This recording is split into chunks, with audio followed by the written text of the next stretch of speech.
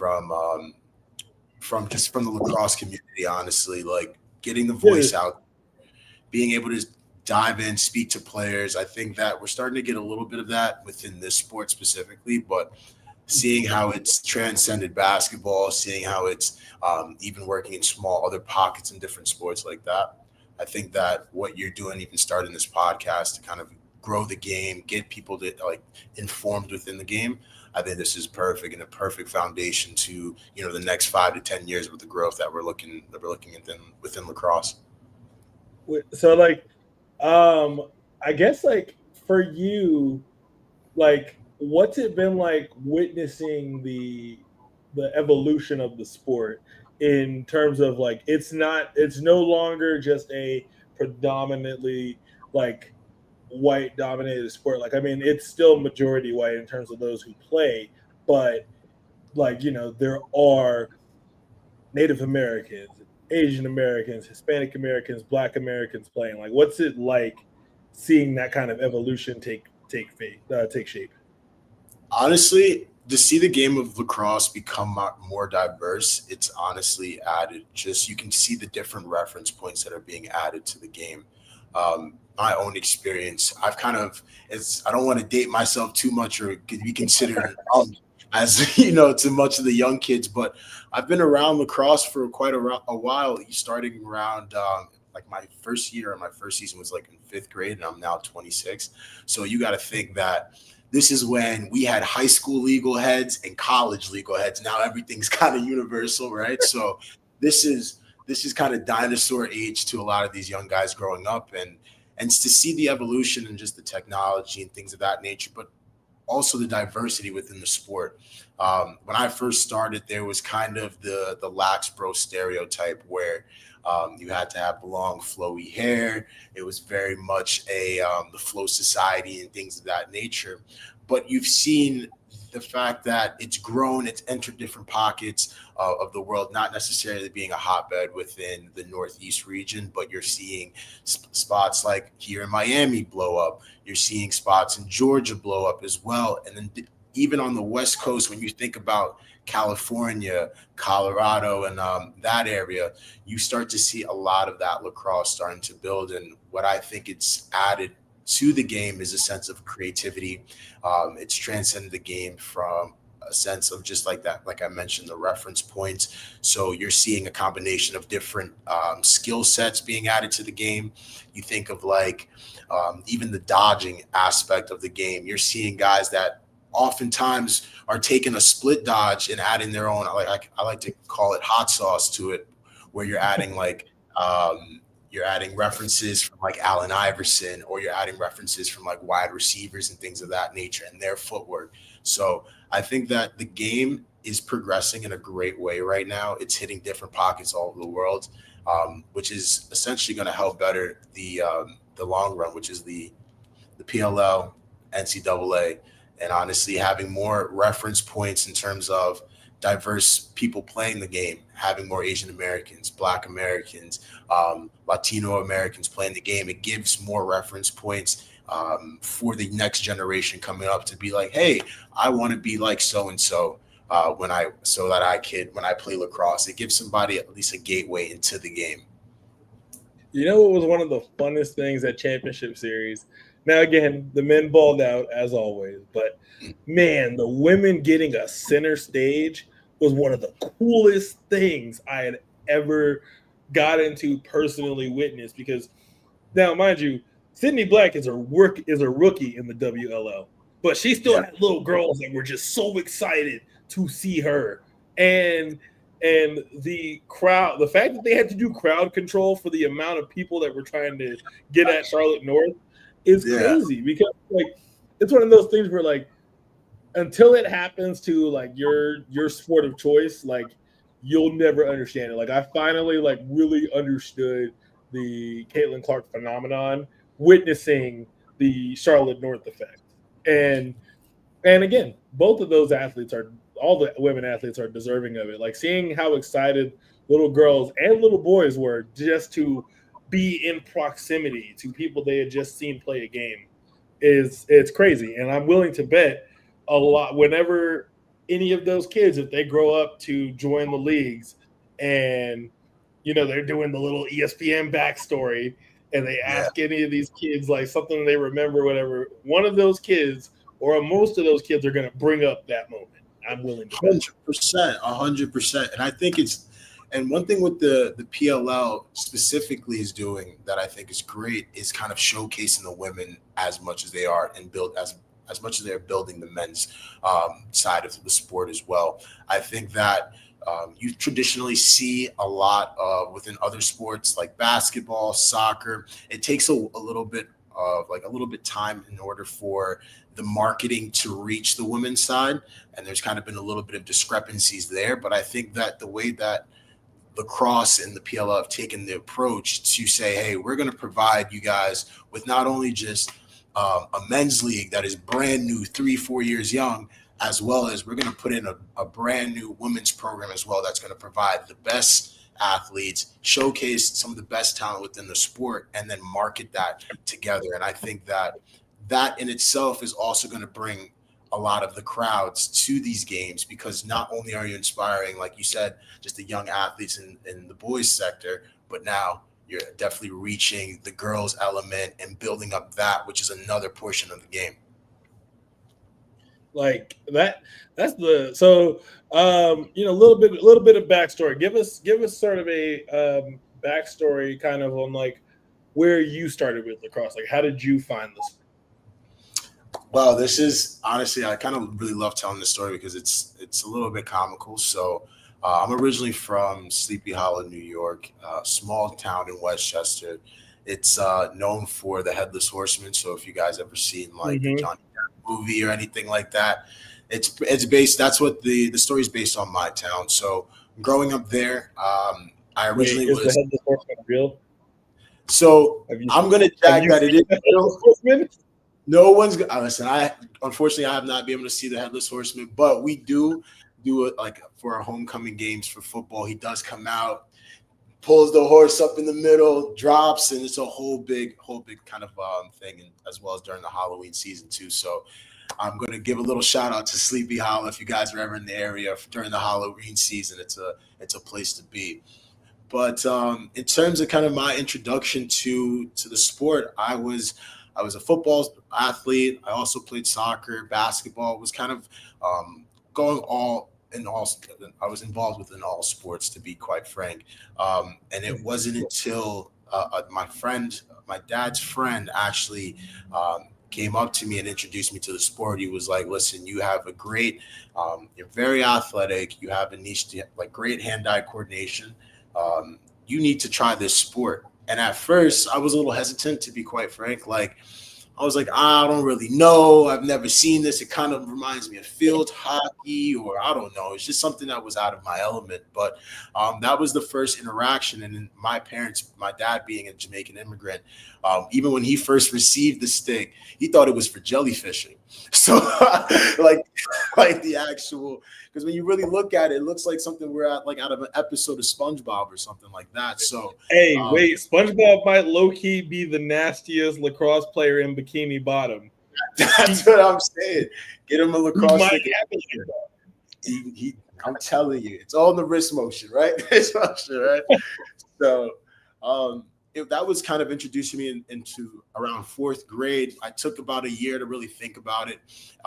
A lot of my buddies end up getting introduced to the game that fourth grade year, and honestly watching them compete, seeing the uniforms, the gear, the swag, and kind of just the camaraderie from the team, it was something that I was like, wow, like I would really love to be a part of this. And essentially, once I picked it up in fifth grade, I was addicted to it. I was immediately, got the lax bug, was into the stringing.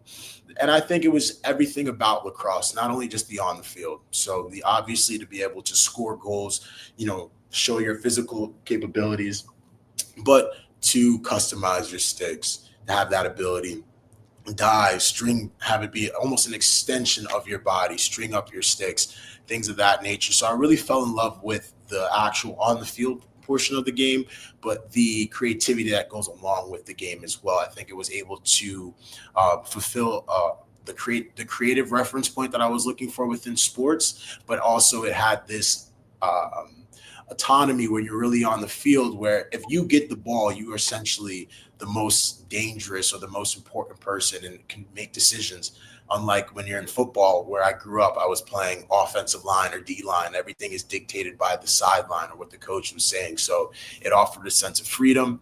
It offered a sense of creativity. And it really allowed me to tap into a creative bag from a physical aspect in terms of dodging, shooting, and be able to make a lot of fun plays on the field. And playing within a team of some of your best friends as well. That's something that I really cherish. So that was like my big start into the game of lacrosse. Eventually playing throughout high school, had the opportunity to both play at Sleepy Hollow, played a year at Iona Prep, and then following my high school days, I went off and played at High Point, where I played 4 years there, which was a great experience. The amount of people I've met, the teammates that I was able to have, and then after my collegiate days, I'm currently and still playing for Team Jamaica. So I just finished up the last World Games, which was the box competition, which was really great up in Utica. And then I participated in the 2018, and I believe it was the 2022 World Games. That was the outdoor game. So honestly, lacrosse has been one of those things for me that I'm super grateful for. It's taken me all across the world, from Israel to England, where I did my master's program, was able to play there as well, to even going back to the island of Jamaica and be able to do that stuff. So the lacrosse has continued to be a giving sport to myself. And honestly, at this point in my career, I'm definitely looking to continue to give back to a sport that has given me so much. So like when it comes to I guess like so you got to obviously like play in Jamaica and experience that. Like what did it feel like, getting to represent, because you said, you mentioned that your dad's a Jamaican immigrant, and you said you like that's a part of your heritage and everything. So like what was it like to get to represent? Honestly, I think the biggest thing for me was the ability to inspire other athletes. I think that when I first got into lacrosse, my favorite players were Mark Matthews. At points, I really loved Matt Cabanaw's game. And being a lefty attackman most of my life, I'm watching these guys. I'm really studying their tape. At points, even to this day, sometimes I'm watching Mark Matthews' highlights. I'm like, man, I got to do something like that. And being in that position and going back to the island, representing my heritage, and almost giving that same inspiration to guys on the island, that, wow, I could be like this guy, or I could play in his nature. I think that was the most like rewarding and fulfilling thing, beyond X's and O's, beyond the actual wins and loss columns. I think that the ability to ignite somebody's interest within the game of lacrosse was one of the most heartfelt things. Speaking with some of the kids on the island and some of the players growing up, asking questions, and they were really, when I say they're in love with the game, they're asking questions, they're sponged to knowledge, and really just I would say diving into the sport head first. I think watching guys, you have like Stone Evans, you have Marcus Minichiello, who's played in NLL. You have guys like Stone Evans, who is currently in college, Kari Sears, Matthew Merritt, and having guys who played in the States, but also serve as references and inspiration points for the guys on the island. I think I can speak for a lot of those guys. Also want to throw in AJ Knox, who's playing at Hampton or just finished up his time at Hampton, to serve as reference points for a lot of those guys. And I think that is, I think that's what's keeping me going within the game now, as well as trying to spread the game and everything that we do now. That's awesome. Yeah, Stone. So it's funny you bring up Stone Evans, because I'm basically the lacrosse bridge for all of my friends. Like, yeah, my closest friends, everything they know about lacrosse is largely because of me. when the World Lacrosse games were happening back in like 2021 or so, I would not stop talking and tweeting about Stone Evans because I was like, guys, there's this 17-year-old kid who's absolutely cooking these adults. Like he's playing like a man amongst boys. Like this dude's killing him. He's crushing them. Like you guys gotta check him out. Like anytime there were highlights, talk about it. Yeah, I was like, this guy's a dog. And so one of my friends, I was asking them, I was like, because we were talking about how basketball, like one of the basketball pages on Twitter posted about who would be on the Mount Rushmore for like influential players, and the big debate wasn't between like Jordan's got to stay there. Given what he's done for basketball currently, LeBron being there made so much sense. Steph Curry completely changed the way that basketball is played, so him being there influential-wise made sense. But the big point of contention was people that couldn't decide if AI should be in the fourth spot or Kobe should be in the fourth spot. And so me and my friends got to discussing about that, and one of my friends brought up, he was like, well, if I was doing a Mount Rushmore for like influential lacrosse, he's like, yo, that kid Stone Evans from Jamaica, like he's got to be up there. Like I know he's young, but like him playing connected with me from like a soccer standpoint, because my friend Aaron is a big soccer fan, and so how I got it's so funny. I've been like undercover getting my friends interested in lacrosse by connecting it with other sports.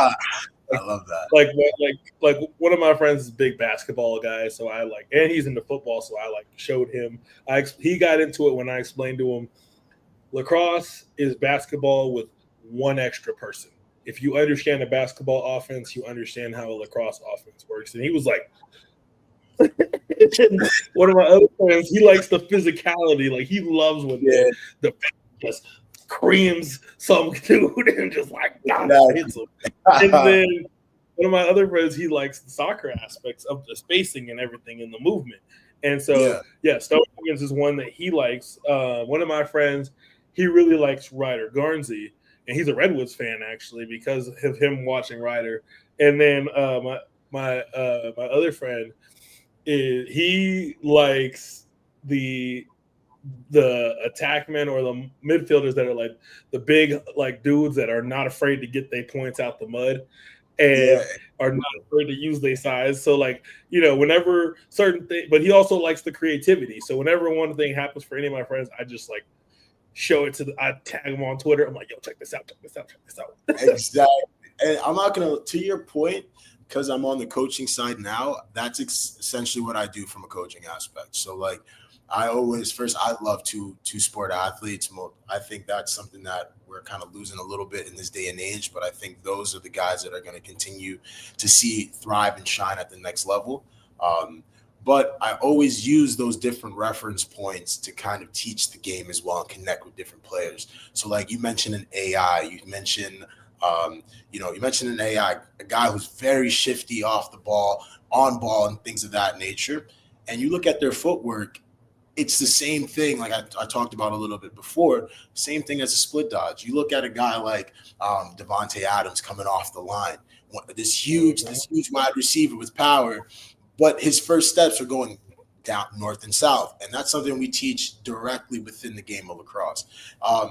And I think even when you talk about the aspect of offense and with basketball, all right, pick and rolls, clearing through these different things and opening up and having the spacing, that's essentially just lacrosse. And if we're able to, like I mentioned, that's what I also think is going to be a big point in the reason the game grows, is if we have coaches that are able to do that, grab kids from different sports and be like, hey, you do exactly what you do in basketball, but just hold this stick. All right. You know what? You're a wide receiver or you're a defensive lineman. Use this footwork of staying in front of somebody for defense or dodging and things of that nature. Being able to connect as many sports as possible for the next generation to conceptualize the game. I think that's going to be super critical with this game going. And, I thought it was also really great that you mentioned some of, like, when it comes to influential players on within the game of lacrosse. And obviously you have like the Rabels, you have the Chaz Woodsons, the Kyle Harrisons, guys who really, really were inspirations for guys my age. And I think when you start thinking about this next generation of young athletes, looking up to guys who have made it to so far to the next level. Stone is definitely one of those guys you should definitely look at too. I know I talked about Kari Sears. He plays over at LIU right now, who has a really great game. He was, I think, a sophomore when he was playing with us. He was able to put up numbers as well. Great player. There's a lot of young guys and a lot of young talent within the college realm right now that could help out. I mean, in terms of service, great inspiration for the next generation. Yeah, man, and like I guess that's like, everybody's always talking about, how to get the sport to survive, how to get it to grow and stuff. The thing with that is we as a lacrosse community have to realize some hard truths. Number one, the sport is growing, but everybody looks at growth as like being on a football, basketball, NHL, soccer level. And like, that's our sport's just not built for that. Like it's just because of like it's still a niche sport and the market level is just not built for that. So we should, when it comes to marketing and looking for growth, we should focus less on trying to be on the level of basketball and football, sports that, from a marketing standpoint are way ahead of the curve. Grow the game as best as you can in your own individual way and find little things to like bring sports together. Like for example, it like the street lacrosse in New York. That is a great thing. You have so many athletes and figures from other like avenues that come to that because of the common ground of it being in New York and it being in the street and you're putting it in an urbanized environment. I think more cities, especially cities that have lacrosse teams, should do that. Like I would love if for example, because I live in Colorado, if the Denver Outlaws for their game invites Sean Payton or Bo Nix to be field side at the game. Yeah. Because they had Russ there one year, but I really didn't think Russ needed to be there because he looked so uninterested. Sierra had a great time, but Russ was not.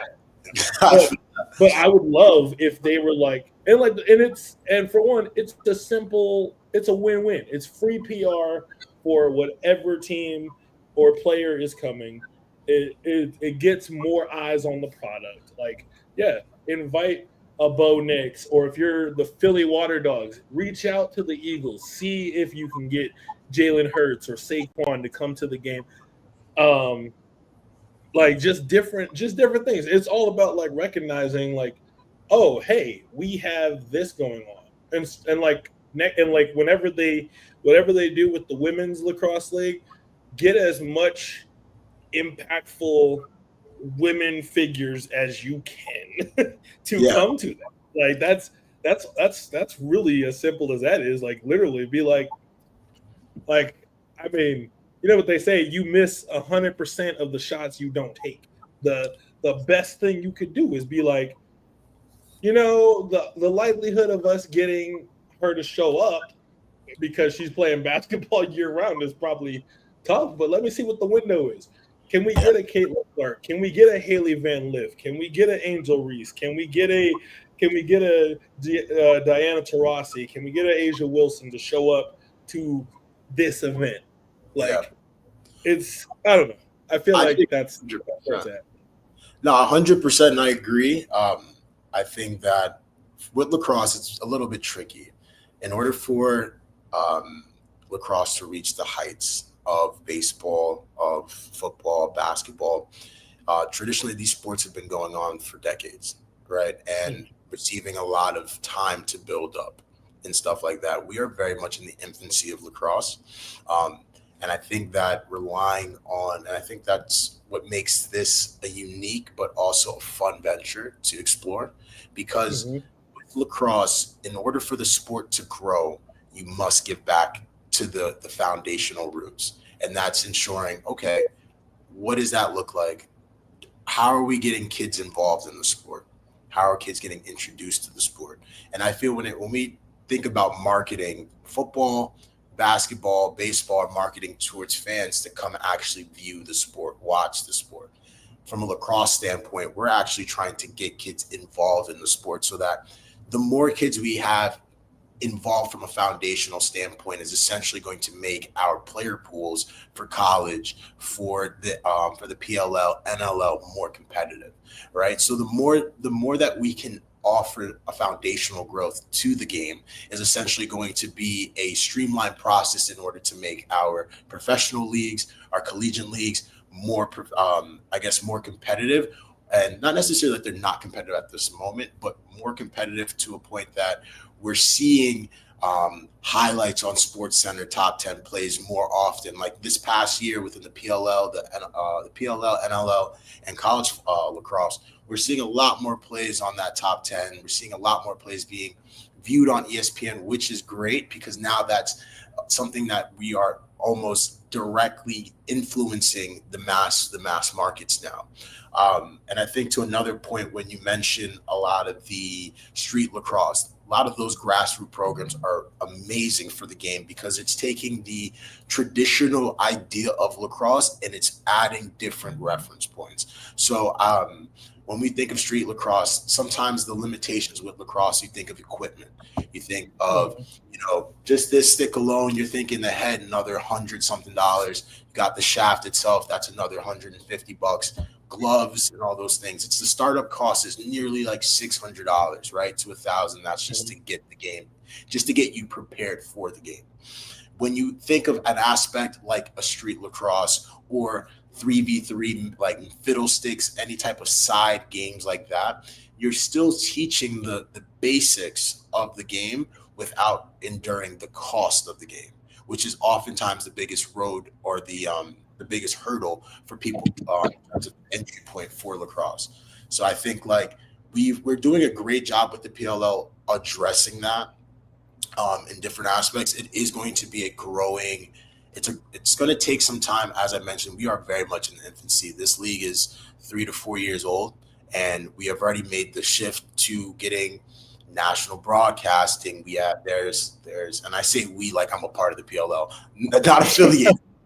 You're saying we as like an invested fan who's been around lacrosse. So when I say these things, I think that the league is doing a great job in recognizing the fact that, okay, in order to get this to a level where we can be influential, we can drive sales and drive all the money-making aspects, we have to first give back to the players who are essentially going to make this league. So I think that right now we're in the period where in the next couple of years, you're going to start seeing these superstars arise. It's already been a wave of guys. You think of like Brendan O'Neill, you have CJ Kurtz coming out of school now, the Kavanaughs, and to even add to those things, you have like Nakai Montgomery, Miles Jones, Trevor Baptiste, the current guys, Asher Nolting, Marcus Holman, who are now making themselves household names outside of lacrosse.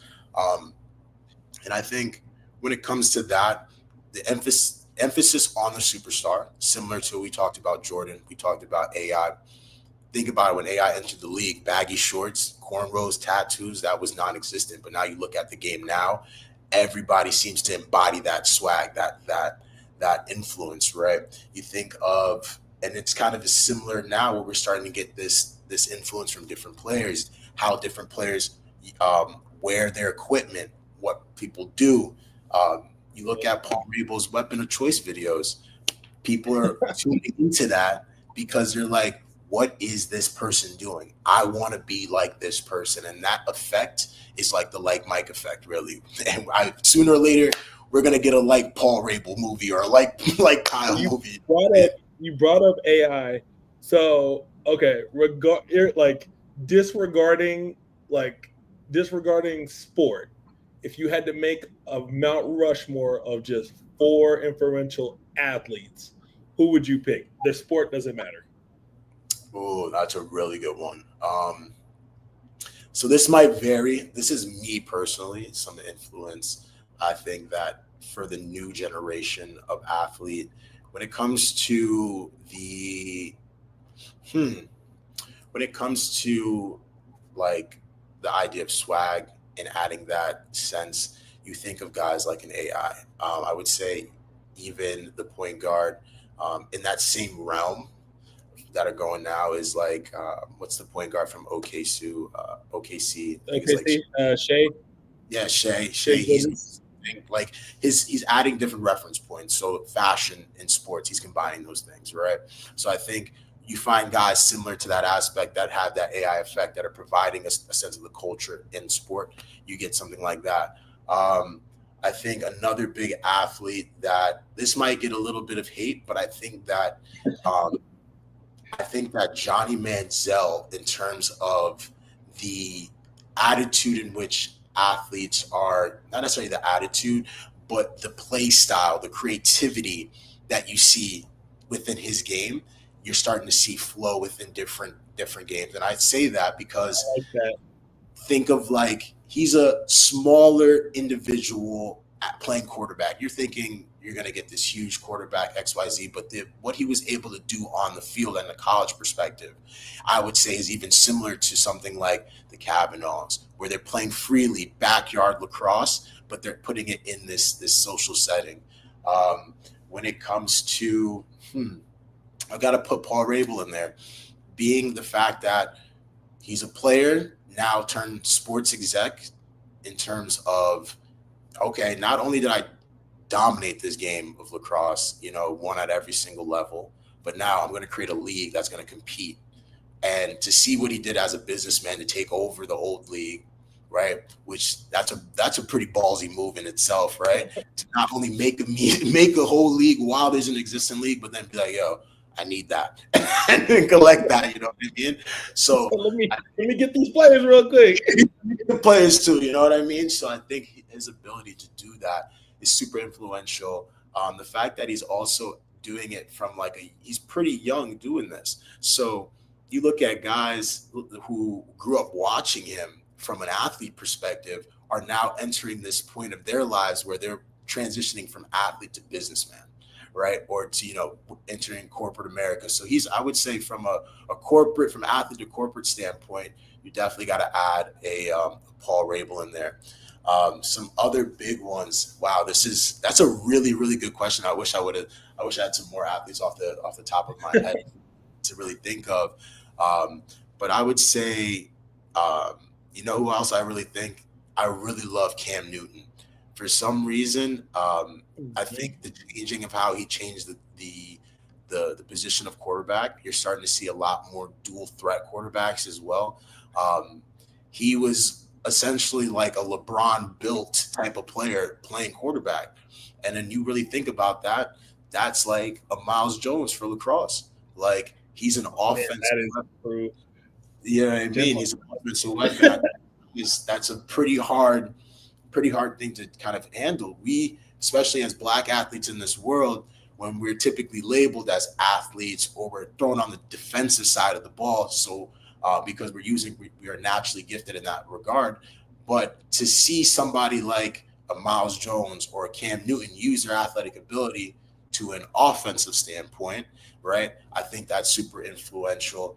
And I think that the last one would be like a Tiger Woods, really, and just to enter a space that was at during that time was kind of, there was no one like him in that space. So lacrosse could definitely use that because, like you mentioned before, it's a pretty white dominant sport, but at the same time, there's a lot of, because it's a giving sport, there's a lot of entry points that not only black kids, we have Latino kids, Asian kids can all, enter through, because at this point, I think combined efforts with the PLL, with the foundation, combined with the actual access to lacrosse media, I think guys are going to be able to harness that a little bit more quicker and be like, oh wow, like I'll actually try this, or are able to make that decision a lot more quicker on whether they're going to try the sport or not. Hey man, that's fire. So for me, my four, I definitely got to put AI, because culturally what he brought to basketball and what he brought for players, where they no longer had to fit in the box of just wearing suits and smiling and shaking hands and kissing babies and all that. Yeah. I definitely would have I would have Chaz Woodson up there, because Chaz, if you don't have Chaz Woodson, you don't get a Trevor Baptiste. You don't have a Chaz Woodson, you don't get a Miles Jones. That's a fact. Chaz, he he and Kyle Harrison, what they did for not just lacrosse but for black athletes that wanted to play lacrosse, it cannot be understated in any like fashion. I So I would gotta put and Chaz in remember there. the Bratton brothers in there too. They were doing. I'm not gonna hold you. They were doing some stuff I've never seen to this day be done. So I put them in Jamar there. and Shamel, man, they was out there. They do their things for sure. So They, I was in interrupt. I was in PA when they were playing too. Like they just, yeah, man. And just because of what she has been instrumental in doing for women's sports, gotta put Caitlin Clark in there. I'm gonna get some flack for that, but I mean, the like women's sport was already on the rise, but I think the thing that tipped the scale was the Caitlin Clark phenomenon. I think Yep. that is what blew the doors wide open. Like the doors were already cracked, but I think she kicked the doors open, and Percent. that's that's just what it is. And then last but not least, I gotta put Messi up there. Messi, That one of them. He is one of them ones. Messi, especially in Miami, that man transformed. Like being in Miami when Messi came down here, right? Like, mind you, Miami FC tickets probably you can get them $10, $12, right? As soon as he gets down here and the impact that he makes on the culture, people buying into the sport even more. Now that guy, he's goated in his own regard, and that's a really good take, and I think all those answers are really great, even with the Caitlin Clark aspect, because yeah, women's sports was definitely making noise. You had the U.S. women's soccer team making noise.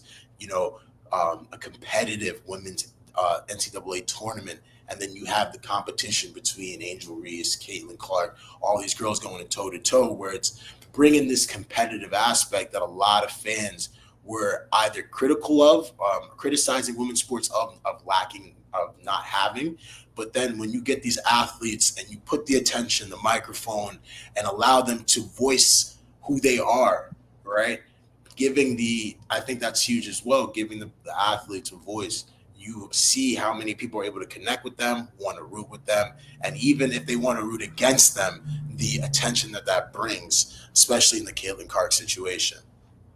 and so like it's crazy because like I think back on just the now again there's different obstacles that athletes of color are gonna face versus women athletes that are gonna face, but there is still obstacles. And so in the fact that there is a struggle, I can relate to their struggles in that way, because it's like for them, it's like for so specifically for the women's lacrosse athletes, the elation I'm sure that they felt with having the opportunity to not just compete at championship series in an all-star game, but to have an actual league, 4 teams. And then you think about how far the league has come, because I don't know if you saw the Fate of a Sport documentary, but seeing what Paul and Mike had to go through to bring the sport to the level that it's at, or to like help get this league to the level that it's at, and seeing where it's at today, and you're like, wow, a lot of this they got told from jump, hey, it's never gonna work. And for me, the reason that documentary was so inspiring for me is because people are always going to say something. You can have the most positive and overwhelming amount of support possible, but the things that you as an individual always remember are the people that are doubting you, and the people that are like essentially rooting for you to fail or expecting you to fall flat on your face. And that whole statement of let your haters be your motivator is a real thing, because it's one of those things where like not so much what they said stays on my mind, but it's like, if I quit now, this proves everything that such and such said about me correct. And that is a reflection of my character, and I've never been a quitter, and I'm not going to let that be a stain on my character. And so you figure out a way to keep going and get it done. And yeah, it's just really cool. I was going to say 100%, and that resonates a lot within the like lacrosse locker room. Having the opportunity to be in the locker rooms with guys from different states, different countries, you kind of be able to understand everybody's why, right? And I think which was like a really great exercise that we did down back at High Point with with Keith Wilford, who's like a great motivational speaker. And I honestly learned so much from him even prior to going to High Point, listening to that guy's story and listening to how he like mentally prepares for his everyday. I think that's something that anybody can take away. But he came down to High Point. Coach Torpy, loved that guy as well. He's now over at Brown. They came down and basically he asked everybody to kind of talk about like their whys. And when you understood people's whys, that kind of gave you insight to the chips on their shoulder, right? And we end up doing this exercise as well with Team Jamaica during the 2020 World Championship 2023. We did this as a team exercise. And what was really great about it was the fact that you hear not only the reference points but the motivation, right? For some guys in the High Point locker room, being from a small, not so known area, that was kind of a chip on shoulders. We had guys from Texas. We had guys like Asher, who's from Colorado in the Denver area, right? We have guys. Shout out Asher. Shout out Asher, right? So we have different guys. We have my buddy Griff Calgary, who's a Florida kid, and you look at these things, me being from New York, that kind of was a little bit different because I was in one of those hotbeds. You think of Long Island, you think of Maryland, Baltimore, the MIAA conference and how that heats up and stuff like that, and how many of the teams are in the top 20 when it comes to high school rankings, right? You see that a lot of guys who may have been overlooked in this recruiting process or not necessarily were given a lot of attention due to where they either were from, the marketing, everything, and so forth, all the politics that kind of go with being there. That kind of served as a chip. And also in another light, you see that, just the love of the game, the love of the game being really the passion and the driving force for a lot of guys. You look at a guy like CJ Kurse in his last couple of interviews, and it's almost comical, but his answer doesn't really change. He's basically saying, I love the game. I watch it 1,000 times. Like, I know the highlight songs to the players that I watch. And that's just a fandom, and it's almost like I talked about the Lax bug. That in itself, you don't really see too much, right? And I think that in order for specifically, for lacrosse to grow, especially in the different communities, specifically the Black community, it's how we view sports. I think that when I talk to a lot of kids who I want to introduce lacrosse to, the first response is either there's no money in the sport. There's no money in the sport, right? And I say that and I think about it and I go, well, yes, at the moment it's growing, and we can all recognize and where it was 10 years ago when I started looking at the game when it was like $10 a game check. You know what I mean? Now we're looking at players receiving insurance. We're looking at players receiving residuals from the league and things of that nature, Exactly. and having that stuff. So when we look at growth, we have a league that now could support the players. And so, but that kind of follows with my next thing is like how we treat sports within the African American community, is that we should be playing sports to learn the fundamental social characteristics that come from it: being disciplined, being consistent, working in a team, those things. And by learning those aspects, you will be successful, not only just in sports, but in the long run.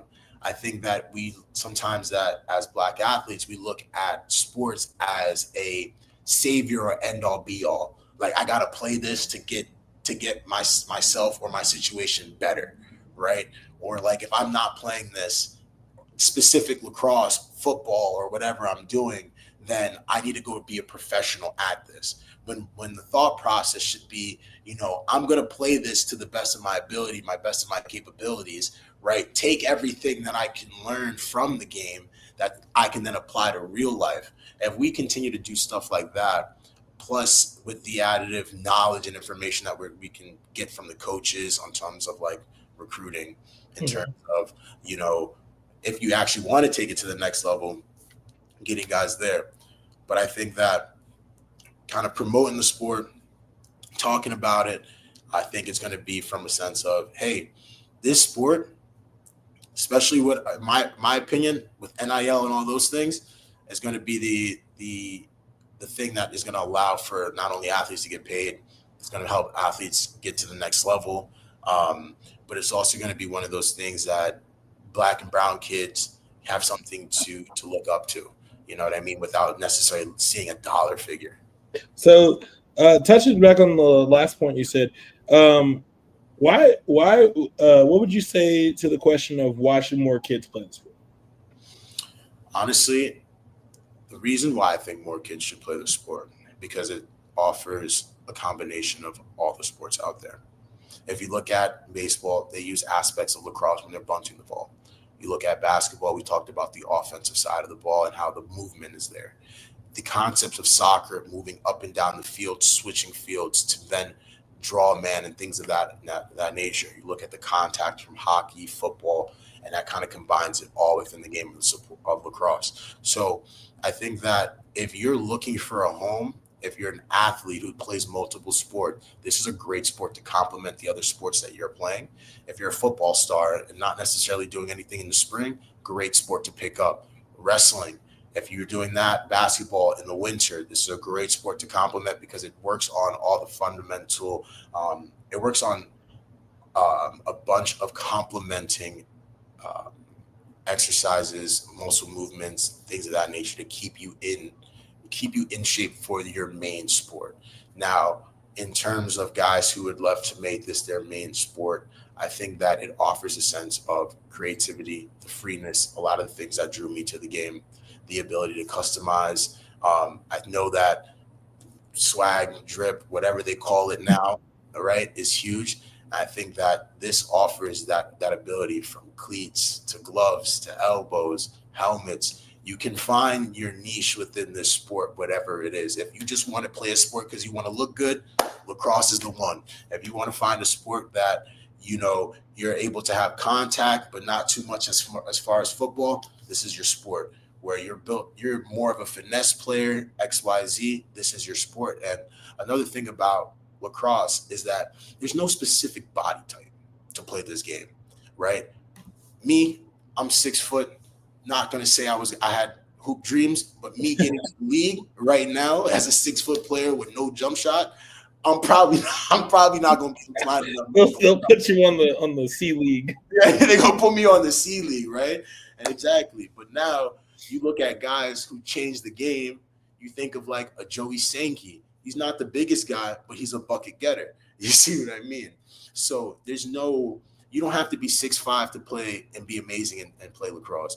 You don't have to be the fastest to play lacrosse, right? I'm not taking shots at anybody's athletic ability, but you look at like a Matt Rambo who gets to where he gets to his spots, but doesn't mean he's the fastest. Doesn't mean he's the most athletic off the dodge. But you've seen when the whip snakes are on that run, when the ball's in his stick, more or less it's going in the back of the net. So I think Michael Sowers, he's like 5'9", 5'8", and he is like when you look at Michael Sowers, you do not he looks like a regular Joe. Like he does not strike you just off of appearance. He does not strike you as a athlete.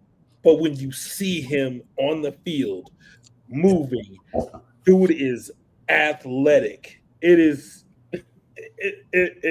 what so there are 5 people that where like when it comes to them playing lacrosse, I just love watching it because of just how they play the game. Number 1, Charlotte North. Love watching Braden Erksa at Maryland play, despite me being a Virginia fan. Love watching him play.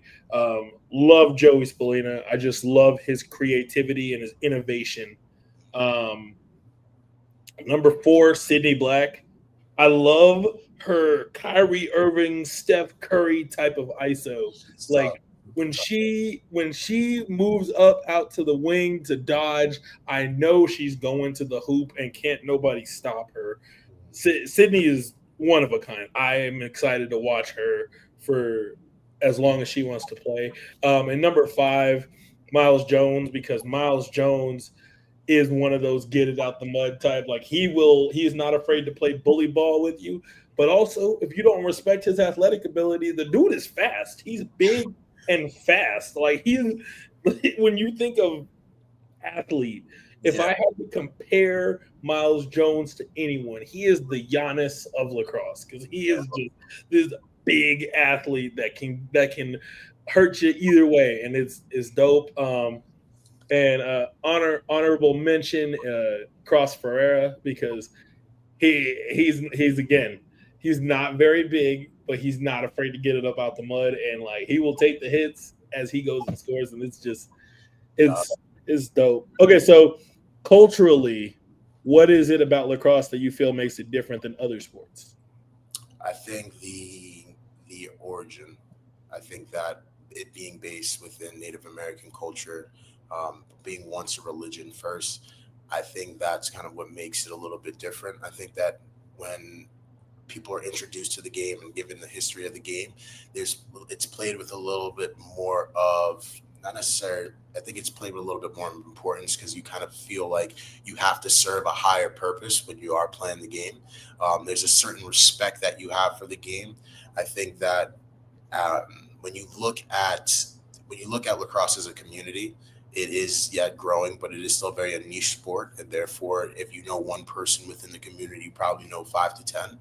Therefore, there's that level of respect because we are so small, but we are very powerful in itself, and I think that kind of ties into the origins, playing for something greater than yourself, playing for not only something greater for yourself, if that's your team, if that's your religion, if that's whatever that necessarily is. I think that's the aspect that lacrosse is a lot different from everything else. I think when you look at it, the history, how people have dedicated their lives to the game, even with certain traditions, being born and being handed a lacrosse stick from, that being almost a part of your life.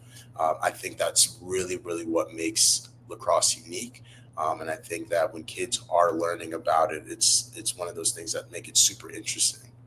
Yeah, and like I've told people, I've been in a football locker room, I've been in a wrestling room, and I've been in a lacrosse locker room, and there is just nothing like a lacrosse locker room. Like it's different. It's one of those things where like it's even hard to describe. All you really can say about it is that it's just different because I've played basketball, played soccer too, and like the time where I felt the most of that statement of the team is a family, the time where I felt that the most was when I was playing lacrosse.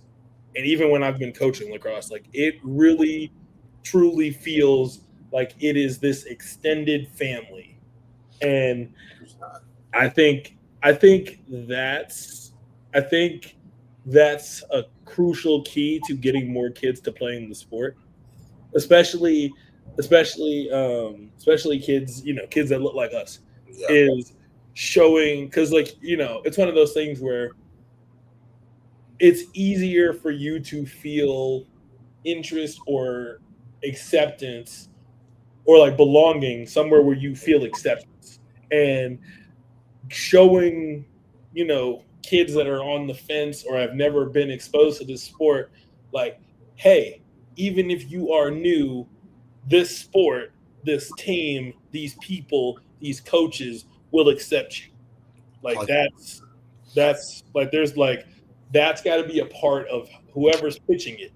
Yeah. And that's why I encourage my athletes to play other sports, because there are things that basketball will teach you that I can't teach you in lacrosse. There are things you will learn from football, from hockey, from wrestling, from tennis. Like the players that I've had that have, in terms of like where they started from to their growth, the players that I've seen grow the most as a lacrosse player were the kids that played soccer, the kids that played hockey, the kids that wrestled, and the kids that played basketball. Like football kids do, like they get good, but like they just don't grow as much as like soccer, basketball, and hockey players do.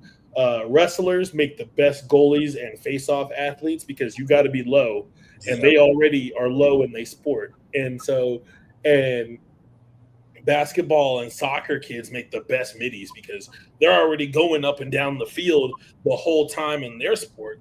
And in soccer, there's no quarters really. There's halves, and they're 90 minutes. They're 45 minutes. Yeah. And so, like, them soccer kids just run all day. And so I actively am like, I'm not one of those coaches that's like, I want you to do my sport year round. Like, no, I don't want you to burn out, and I want you to go get some skills, and I want you to go have fun. I want lacrosse season to be like, oh yes, it's lacrosse season, not spring lacrosse. Like, And that's huge. And honestly, I actually wrote, that was what my whole master thesis paper was on, really.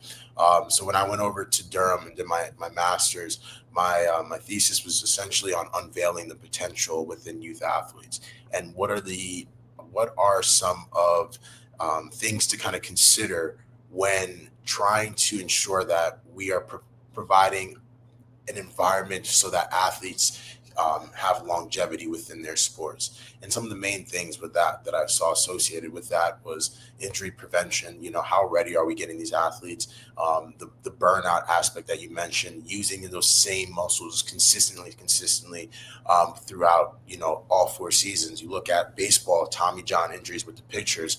That's kind of an example of the idea of consistent use of the same muscles. All right. I did talk about some things in terms of parental and coaching pressures. So what is the environment in terms of how are we delivering the game? We talked about a little bit even in this interview. Are we delivering it from a sense of you need to play this game to go professional, or are you playing this game to learn the aspects and grasp some key characteristics that's going to help you be a better athlete and person? And I think that from a coaching's perspective is also providing a sense of element of fun. I know everyone wants to win rather than lose, but providing that our athletes are ensuring our athletes are having fun and enjoying it.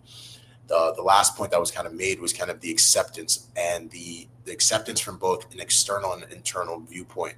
So how well from an athlete, like no one really likes to fail in things, and even if we fail, we like to at least make the progression of seeing that we started off at ground zero and eventually made it to level 1, 2, 3, and so forth. So the ability to conceptualize the game and actually pick up and grow within the game is going to be huge. Now, the acceptance from a team aspect that you talked about within, like, being a part of a team that actually knows and accepts me, that's huge. And I think that one of those things that was super inspiring about what you said was the aspect of the team and stuff like that. And I think when I think of Coach John Torpy, my coach at High Point, who's now at Brown, one thing that I think he was amazing at was being a people manager. And being able to connect with his players, but prepare them from a character development. Like, I am now 4 or 5 years removed from college, but I can call this man anytime, right? There's no lax that is actually tying us together, but the actual bond, the actual things that we have now built as a team far extend beyond that locker room and enter into the real world. And so when you talk about the experience portion of lacrosse and being a part of a team, being a part of guys, like being at High Point for 4 years, like it was fun, but trust me, everybody, and I think every Division I athlete can speak, like those fall ball in the trenches type of days are those things that you are some of those things. Oh, did I lose you for a second? No. I can hear you. I think when you look at some of those things, when you're in the trenches, fall ball, it is, possibly snowing where you're at, or, it's an early morning practice, late night practice. The only people that you're realistically able to bond with throughout those times are the guys to your right and to your left. And so sharing that sense of, we're getting through this together. It may feel like shit now, but this is something we could joke about in the locker room. Even competing, like I can tell you now, fighting at practice, talking shit, talking smack at practice was an everyday thing. But once we got into the locker room, I love you. What's going on? Let's go get breakfast. Let's go do, you know what I mean? So there's this level of, I don't think you could really find that anywhere else. Not saying that doesn't happen in a football locker room or soccer locker room. But I feel that with lacrosse, that aspect to really get in each other's faces builds a bond, being in the locker room with each other, going through all the hardships, and then plus having a leader who's basically like, listen, guys, X's, O's, wins, losses, at the end of the day, as long as you guys are good people, good fathers, good, brothers, good sons, that's the real point. And when you think about it like that, like, oh shit, yeah, I can go out on Saturday and lose, but at the end of the day, did I do my job? Did I, am I making my parents happy? Am I being a good person in general? That's something that's huge, and I think that carries something away from lacrosse. And that's what and it's funny. Any player that has been coached by me, even my current players, they will tell you that is the one point that Coach Dre is really not compromising on is accountability and who you are off the field. I tell them from jump, I'm like I care 1,000 times more who people see you as on and off the field than I care about how many behind the back goals you can score or how cool all of your highlight plays look, because that won't take you far. But your character does, and your character counts always. And if you could be the worst lacrosse player on the planet, but if you are a great person, I will back you full tilt. If you are a phenomenal lacrosse player, but you have really shitty characteristics, I'm not sticking my neck out for you. I'm always, as your coach, I'm always going to have your back, whether you're right or wrong. And if you're wrong, I'm going to have a conversation about it. But it's one of those things where it's mistakes happen, but at a certain point, mistakes stop being mistakes and start being choices, and your choices carry consequences. The past can be forgiven, but not forgotten. And so I would rather you have good characteristics, a good head on your shoulders. And it's crazy. And I know that I do the right things. I don't have it in my head that my players are going to like me all the time, always and forever. Yeah. But it's one of those things where the fact that, the kids that I used to coach will if they see me or they see a Instagram post or anything, they, I pretty much tell them yo, once I'm not coaching you anymore, you then don't have to call me Coach Dre. You can just call me Dre. But while I'm your coach, it's Dre. And so,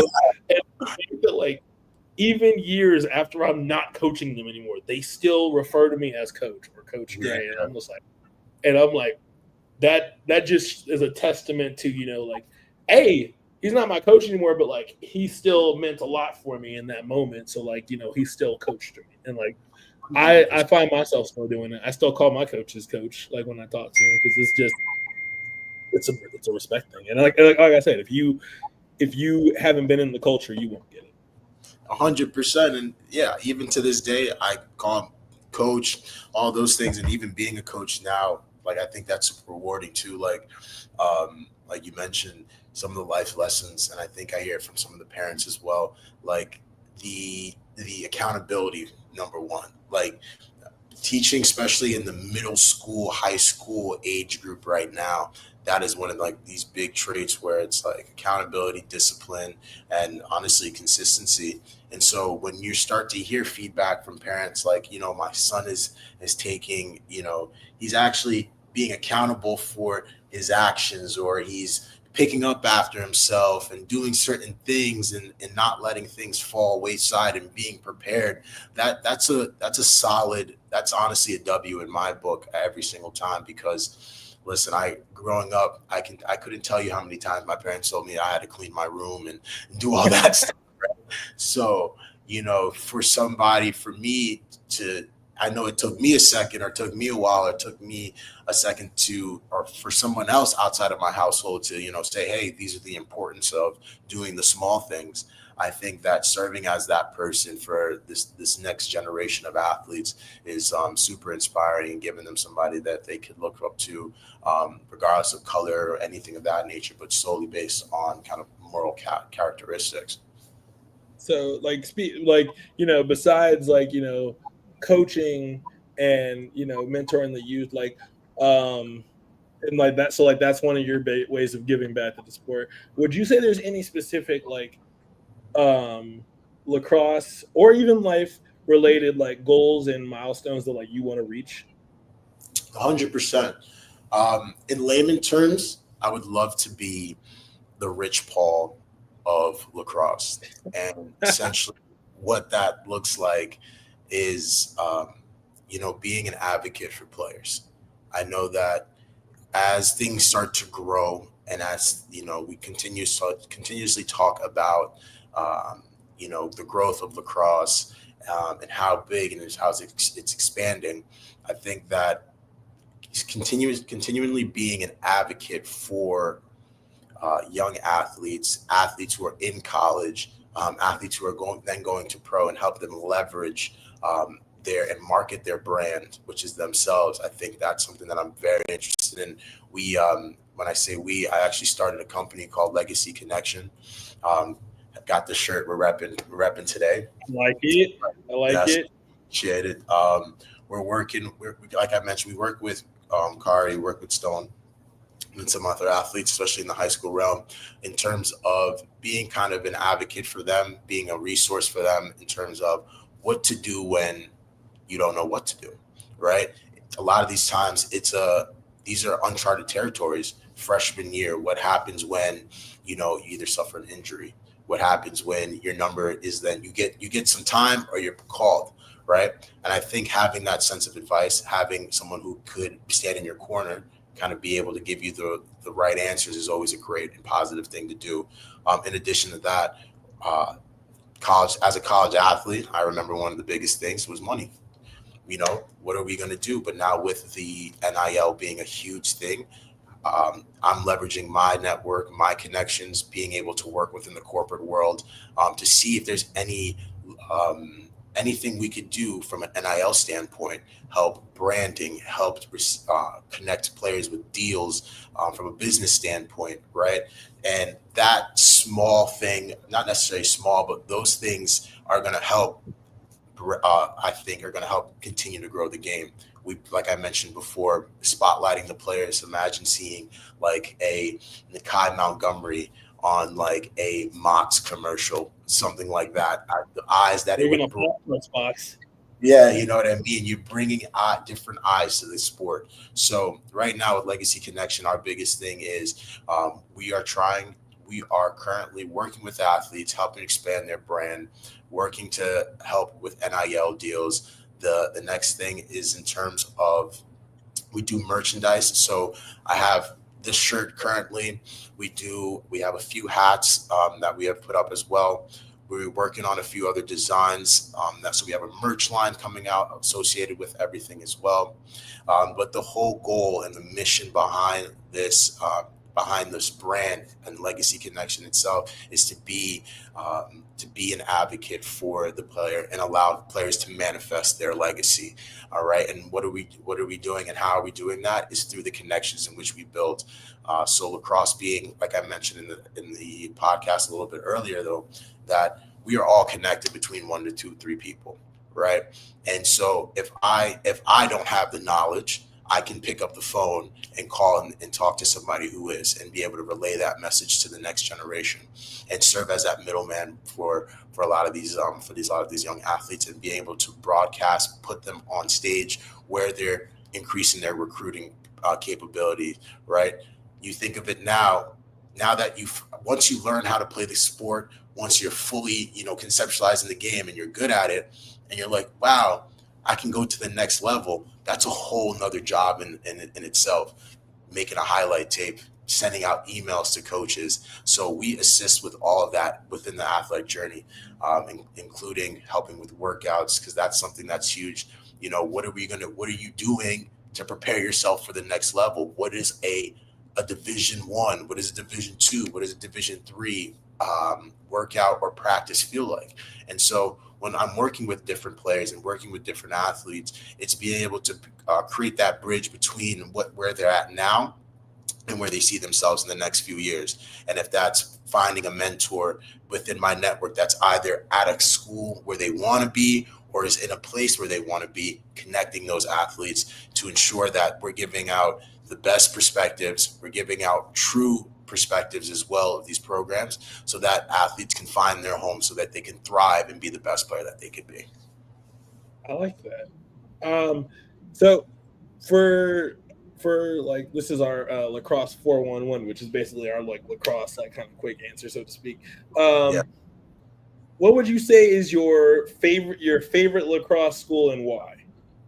Favorite lacrosse school? All right, I'm a little biased. High Point. I'm going to throw that out there, but outside of High Point, only because I went there, I would have to say lacrosse schools would be Syracuse. Being in New York, growing up and watching Syracuse was great. Seeing guys like Jovan Miller play there, that was a great time. Watching guys, Tim Desco, watching Kevin Rice grow up, and all those different guys, and even like Jimmy Thompson and those guys be there. I would definitely put lacrosse up there, because that was one of the first teams that I actually was able to watch and see when I was growing up. So definitely have to say lacrosse being that. Syracuse would be in that top teams outside of High Point. And then who's your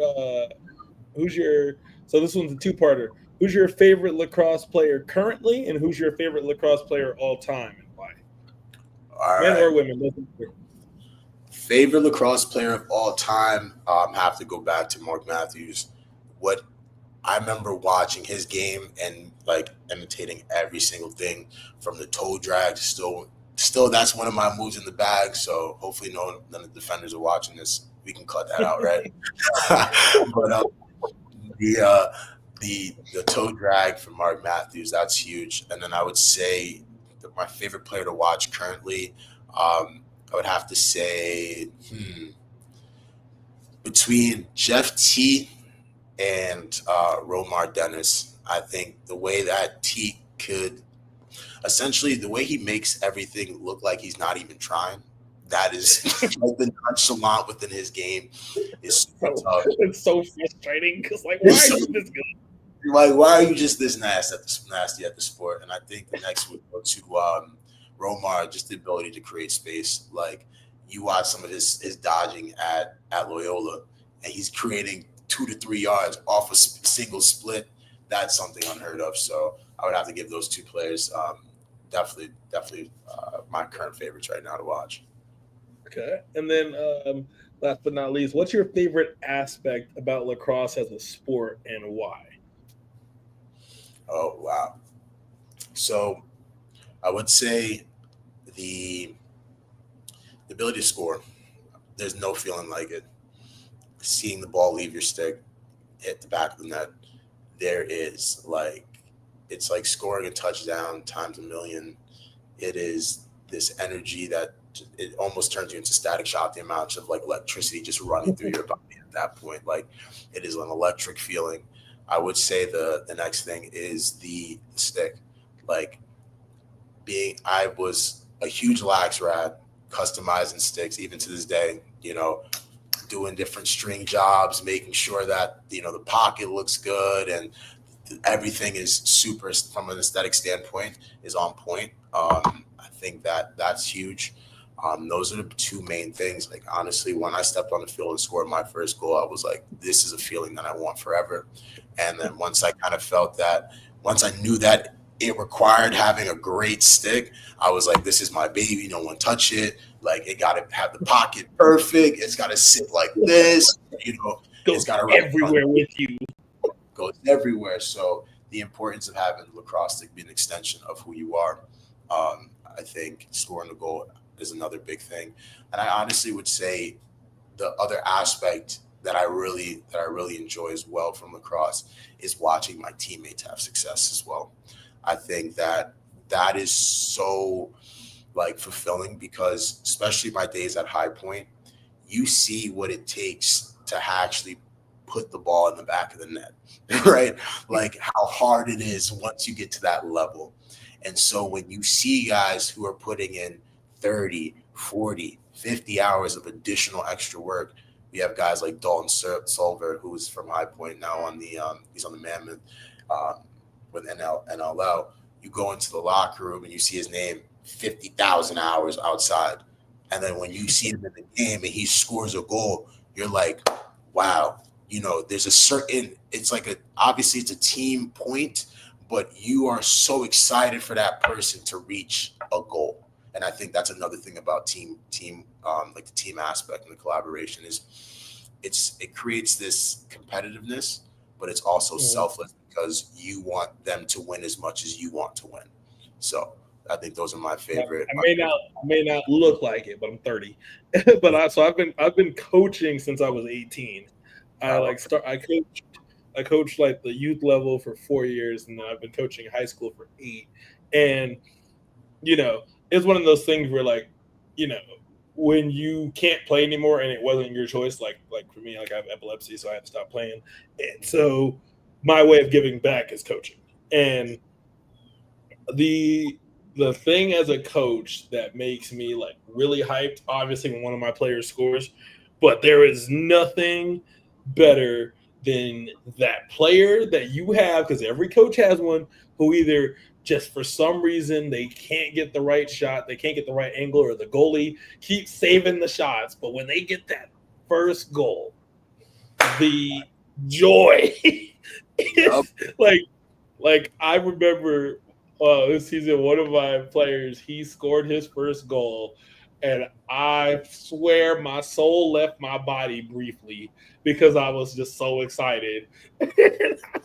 I was just because he would never take a shot, and I was like, dude, why don't you start shooting more? I was like, you're always passing it, and he's like, well, coach, you always tell me to not be selfish and pass it. I'm like, yes, but you're passing it when you have the shot. I'm like, don't take the 20 yards out, but if you have the shot, take it. He's like, I didn't know I was allowed to, and I was like, yes, freshman, what are you gonna do? But the crazy part is, I can't talk too much about him otherwise, because they're gonna watch this, then they'll know who's getting certain awards. I can't talk too much about it. But anyways, I always to shoot low and that bouncers would go.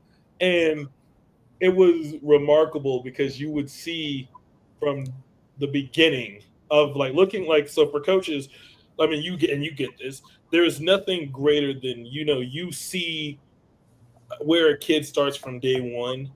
And as the season progresses, seeing him improve. And I had a team of I had 19 kids for JV this year, and watching all 19 of them start from one spot and finish at another spot.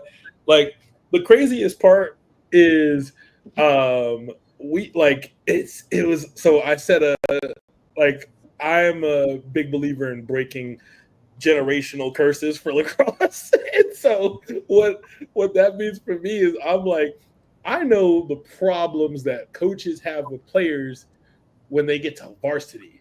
And I think a lot of that starts when those kids are on JV and they get bad habits that work at the JV level and they don't recognize that this isn't going to work at the next level or in college. So I'm going to make life easier for these varsity and college coaches.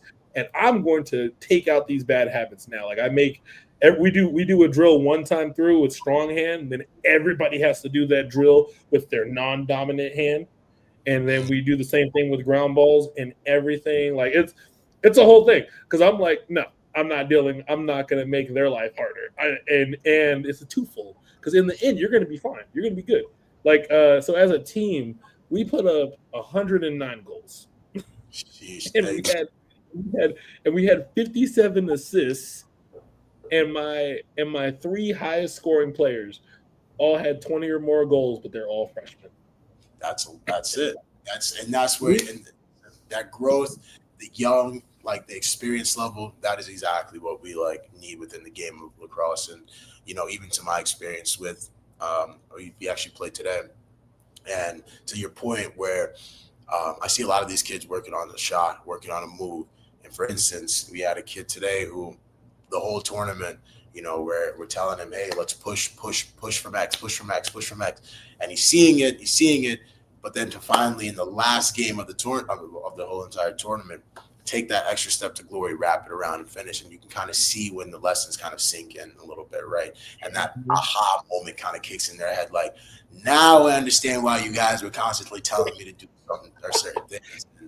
And so I get that 100%. And even from from a perspective of preparing coaches or preparing players at a younger age, so that they get into the once they get into high school, that's exactly I kind of live that same thing as well. I work with in the middle school here at Gulliver Prep down here in Miami, and we have Connor Kelly who works in the high school as well. So to kind of streamline our process with players is kind of creating a synchronized system, right? Obviously, there's a lot of lacrosse knowledge that's flowing throughout this program. Therefore, trying to find even terminology that's the same, things like that, so that if I say to this young man when he's in 5th grade, that message doesn't change when he's in 7th or when he's in 8th or when he's in 9th or when he's in 10th, right? Keeping it, consistent along all levels. And then even then, providing the knowledge of, just how certain things are said. Like, kids, we think of, there's just millions of different ways to say the same thing within lacrosse, like dropping it on defense or getting back and things of that nature. So half the times when I'm out there coaching, right, and I'm saying one thing, they're doing another thing because of what they've either heard from another team and stuff like that. So to try to eliminate from a communication standpoint, making everything super in sync from that's from at least from a coaching and directing point.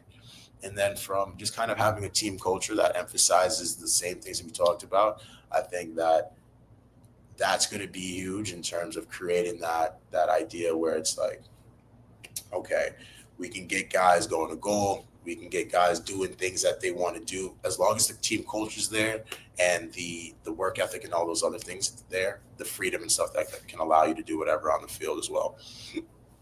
And I think one thing that helped me out this year, so I played goalie. Defense, If you ask me to be in charge of a defense, I know defense. I got defense all day. Ain't never been worried about that. Ain't never been scared of that. But this year, being the head coach for the JV level, I had 3 to 4 other coaches who all knew defense. I had a coach that played short, D-midi. I had a coach that played long pole and a coach that also played long pole. And I was like, I don't need to spend this much time with the defense. We didn't really have we had one other coach that knew offense. And so I challenged myself as a coach to understand offense better. I was asking the varsity coach how he runs their offense. And he's like, hey, I'm not necessarily too concerned with how you run the offense down there, just get them moving and get their fundamentals good. So then we put them in the sets, they don't bog the drills down. And I was like, word, okay. And so, you know, I threw things at them that they're probably never going to see. Like I had them do an invert, I had them do 2-3-1s. I recognize that almost every team that we were going up against this year, it's really weird. Lacrosse in Colorado is really weird. I don't know if there's some kind of secret collective coaches meeting that coaches do, because last year of coaching, so many teams ran a 2-3-1. This year, so many teams were running 1-4-1s, and I'm like, we always see 1-4-1. What the heck? I was like, you know what? I was like, our defense knows what to do against a 1-4-1. I'm not concerned with running a 1-4-1, because I would much rather run an invert, because I think an invert is better than 1-4-1, because instead of 1-4-1, I've got 1-3-2, and just like teach and like really breaking down for like our offense, like what I wanted them to do, like, and doing it in a non-traditional way, like just like it really challenged me to flex my lacrosse knowledge and to learn more. And it also helped me like get them used to like different formations. And I taught them things like, hey, let's transition from an open set to a 2-3-1, and from a 2-3-1 to a 2-2-2, and like just different things like that. And we would design different plays in different sets, because I told them, I was like, hey, you're not always going to hear me during a game. So I need you all to understand the calls. I need you also to all be able to communicate and to understand, hey, we're going from 23 to 22. I don't need someone being lost. And like we kept it simple, so like the guys that were swinging down from varsity could plug in and be like, oh, you're doing this. Okay, this is where I need to go. And I always told any of our swing players, I was like, if you don't know where to go to the crease. The offense will adjust. Exactly, and I agree 100% with that. And something that we've kind of developed a little bit as well, that kind of helped with the transition from going from any level of lacrosse. We teach kind of a principle based offense. All right, Mhm. so when we think of it, it allows you to play in any formation and allow the kids to be or the athletes rather, to be as creative as possible within their own games, but within a few guidelines rather, right? So if someone's dodging towards you, you have the ability of two options, either fading or getting through, right, based on the situation. So from a coaching perspective, I give the keys to my offensive guys to operate based within the principles that we've talked about. And once they start to conceptualize the different principles, they start to realize that regardless of the formation, of regardless of what defenses they're in, if we follow these rules, right, that essentially the game is going to be a lot easier. So something like we were talking about today was just, backside cuts. When is it a good time to cut off on backside, and adding little nuances that, from a player perspective, that's why I think is really great that, you either can speak to the level of you've actually played the sport, or you can speak from a level where you have experience coaching the sport, because I think you need both I think you need both perspectives as well. But there's certain things, like from a coaching perspective, that I'm even still learning, even being within the coaching space for the last like maybe 10 years now, right? There's still certain things that you have to pick up, and certain nuances there. So I think that, to kind of get back to it, but I think that it really comes down to, just first speaking and kind of voicing, being a help for the player in itself, you know what I mean? And kind of being able to lead them and put them in the right positions as well. So I don't know if you're good. That was good. That was good. So as we like wrap up, what is the biggest piece of advice that you could give to? So you're going to give advice to three different people. One of them is a kid that is unsure about if lacrosse is for them. The other one is a kid that is wanting to play at the college and possibly even the pro level. And then lastly would be a coach that's coaching the sport and how they get better as a coach. So I'll kind of start with the kid who's going to play Division One. I feel that depending upon something I like to teach to all the kids is that if you 1% better a day equates to about 14 minutes and 27 seconds ish, right? So you really round that up to about 15 minutes. So about 15 minutes of dedication to your specific task, in this case, lacrosse, is going to make you 1% better, right? If that's 100 shots, if that's you know, an hour, like 15 minutes of wall ball, getting your hands right? Are you willing to put that 15 minutes in every single day to get 1% better? By the end of the year, it compounds to about 37x, right? So that's my biggest thing. What are you willing to do extra outside of all that's already being done to kind of excel or put yourself? And I think that's where the creativity kind of comes in. Like for me, when I was going through this process, a big thing was like, all right, I have school, I have practice after school, and I got homework. When can I find that extra time to get the advantage? I talked to one of my buddies who played football. He's like, yo, right before school, wake up, go for a run, hit your extra wall ball, and watch how that increases your game.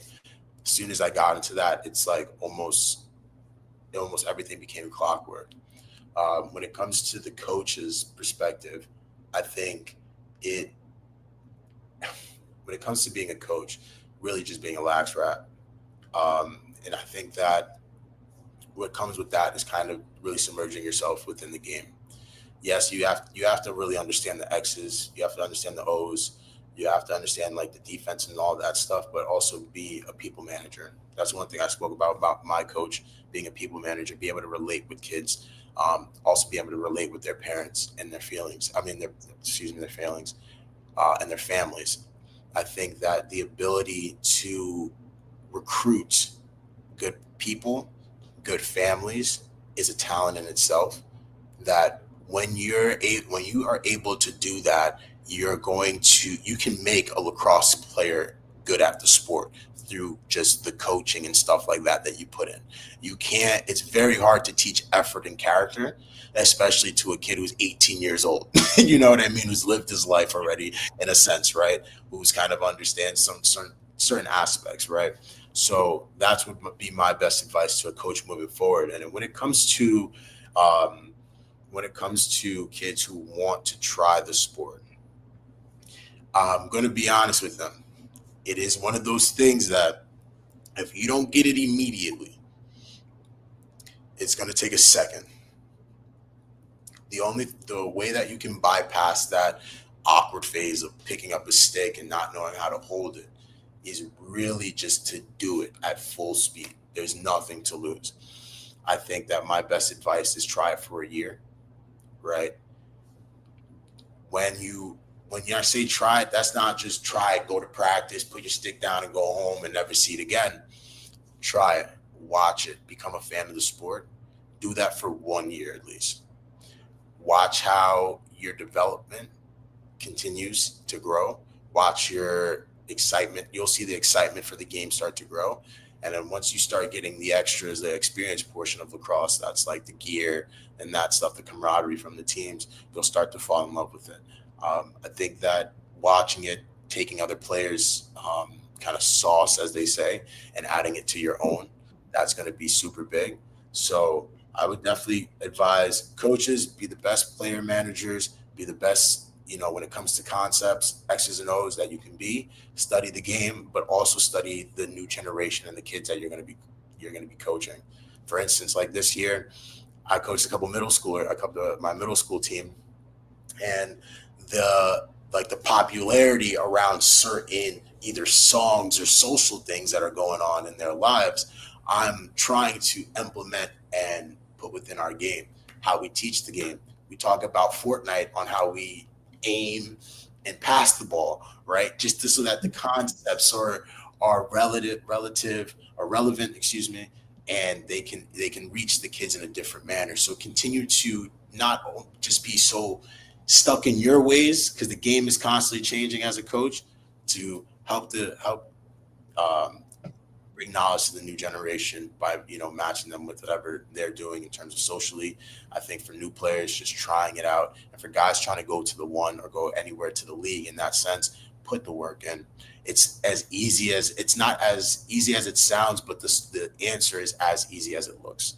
So you need to put the work in. If you're not willing to put 15 minutes in extra a day, there's no reason why you should feel that you deserve to be in the locker room with guys who are All-Americans, 4-time All-Americans, let alone trying to play against an ACC school on a Saturday, right? If you weren't willing to put in 15 minutes during high school, during middle school, there's no way that you're going to be able to do 15 minutes quarter one in May, right? So let's just be real with ourselves here now. If you can't do the 15 minutes, don't expect to go anywhere.